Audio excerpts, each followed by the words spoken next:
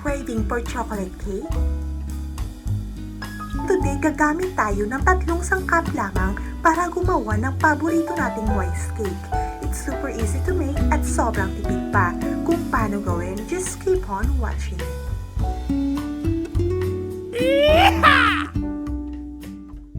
Ang kailangan ng nating sangkap ay chocolate biscuit, evaporated milk at baking powder. First is i-unpack natin ang biscuits. Separate the fillings.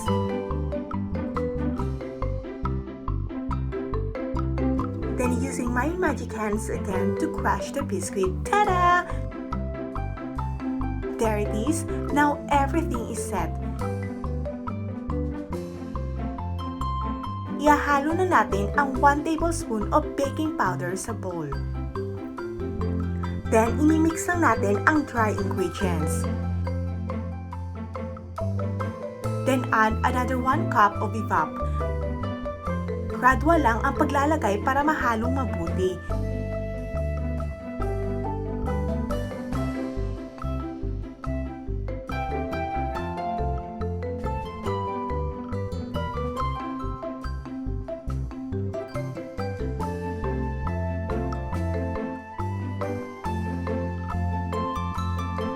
As easy as that, may instant chocolate butter ka na.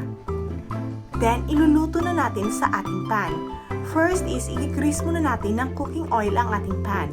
Then, ilalagay na natin.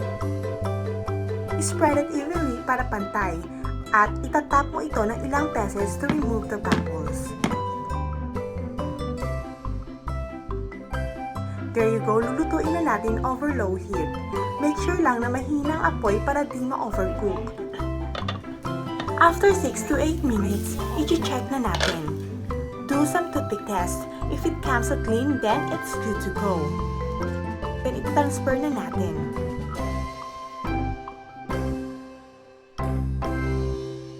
Cut the sides.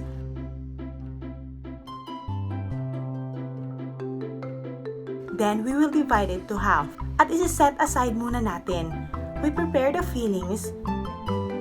I-whisk mo at haluan ng evap.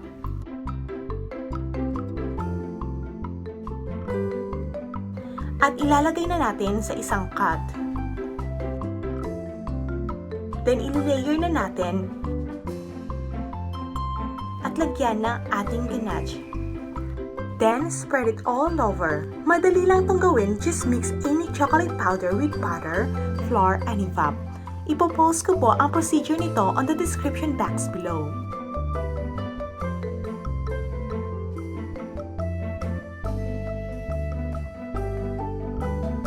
There you go, and we will finish it with our remaining cake kanina. Ika-crumbs mo lang, then top it. There you go guys, as easy as that, makakagawa ka na ng homemade chocolate cake. Yan, sobrang dali lang po at sana'y nagustuhan niyo po ang ating video. At sa mga may birthday dyan, you don't have to worry dahil makakagawa ka na ng iyong birthday cake sa bahay. Salamat muli sa inyong panonood at huwag kalimutang mag-subscribe para ma-update ko po kayo sa mga bago pa nating videos. And again, my name is Ice, now signing off.